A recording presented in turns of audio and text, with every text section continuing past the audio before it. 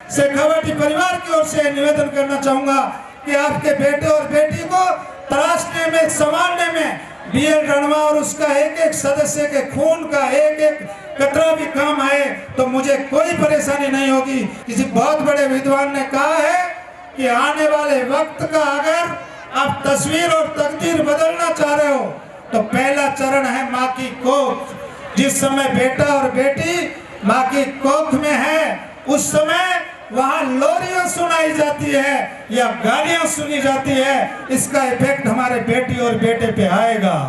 माफी चाहूंगा।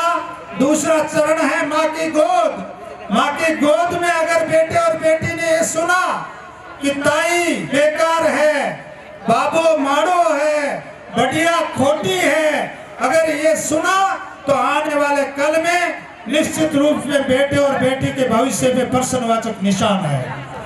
तीसरा चरण घर आंगन।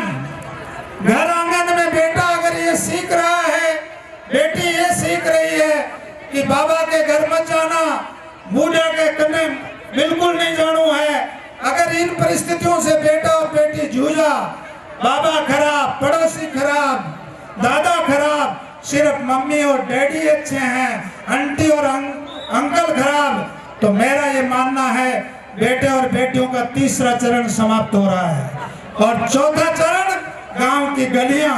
आपको ध्यान रखने की जरूरत है, आज गांव की गलियों में मोबाइल वाले और स्टंट मारने वाले बालक और बालिकाओं की संख्या बढ़ रही है, इसलिए चौथे चरण से भी सावधान रहने की जरूरत है। मैं कतई खिलाफ नहीं हूं मोबाइल के, लेकिन मेरा ये निवेदन है किसी भी बेटे और बेटी को 12वीं तक की एजुकेशन में मोबाइल कोई सहयोग प्रदान नहीं कर रहा। 98% में, 95% में, 99% में। इसलिए गांव की गलियों में जो संस्कारहीन बच्चे घूमते हैं उनके साथ अपने और बेटे और बेटियों की छाया अपने बेटे बेटियों पे नहीं पड़ जाए। ये चौथा चरण। और पांचवा चरण बीएल रणवा स्वीकार करता है, दीपक वही जलेंगे जिनमें तेल और बाती दोनों होंगे। इस विद्यालय बहुत बड़ी अहम भूमिका है, स्कूल वही चलेंगे जिनमें शिक्षा और संस्कार दोनों होंगे। और मैं आपका चौकीदार बनके शेखावटी परिवार की ओर से निवेदन करना चाहूंगा कि आपके बेटे और बेटी को तराशने में, संभालने में बीएल रणवा और उसका एक एक सदस्य के खून का एक एक कतरा भी काम आए तो मुझे कोई परेशानी नहीं होगी।